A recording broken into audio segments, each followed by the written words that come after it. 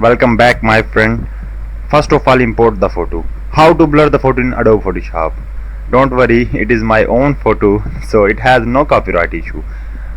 So press Ctrl and spacebar and zoom in. There are other ways to zoom in. You can press Ctrl plus and Ctrl minus also to zoom in and out. First of all, we need selection. So there are a lot of tools: lasso selection, lasso tool, quick selection. But in the latest version, there are the new ways. First of all, take the copy of background layer. Select background layer and Ctrl Alt Command J to take the copy. Then take any selection tool and on the top select subject is also available and select and mask. So you can also use select subject, but I am going to select and mask. It is more it is more accurate. And so first of all, there are view mode. You can take onion skin and a lot of ways.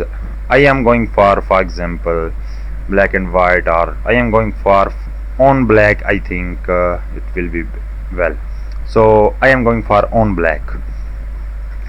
Then opacity, if you increase the opacity to 100%, all the areas that are select and not select will be black. So, and if you decrease the opacity to 0, all the areas that are selected or not selected will be show up. But if we are selecting the area, first we need this quick selection tool from the left side, and then take the opacity to 51% or the where you like it, and then start selecting the subject. Just click and it will automatically detect the edges and colors, because it works to detect with colors. That's just click on it, will automatically select your subject. Also, I'm not taking care of very much accurately of the edges, especially of edges. I am not taking care of edges, my friend. Keep remember, I'm just taking it randomly. You can see this area, so press the alt key, it will convert into minus and just unselect this area.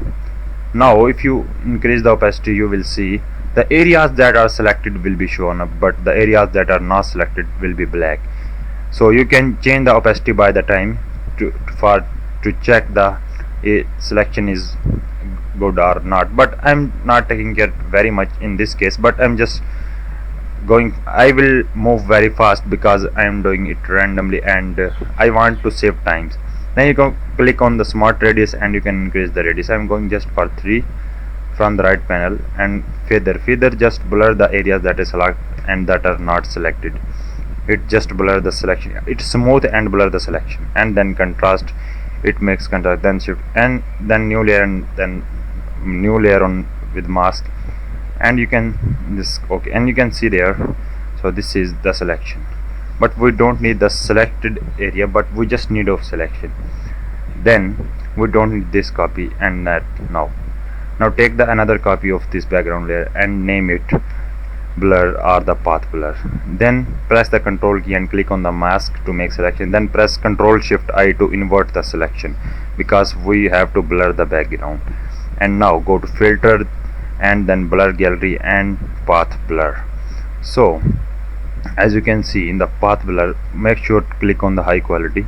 After that, at the center point, you can see from here you can move it around anywhere, and the center point is the point that there is no blur. And then the line, you can see there, the first line, this is the line where the blur is 0, and the last line is the line, or the dotted line is the line there is blur 100%, or the number that we put here. For example, if we put the number here, for example 74 or something, so you can see the area from the starting line there is blur 0, and then it increases slowly and gradually, and the last line is the number or the 74, the blur is 74 on the last line, and it increases gradually from the first line to last line, slowly and gradually, and it makes very beautiful bokeh effect. You can see, you can also add noise, you can go to effect, you can add light bokeh, you can add color, you can change the opacity to according to your desire. I'm just taking it randomly and I'm moving fast.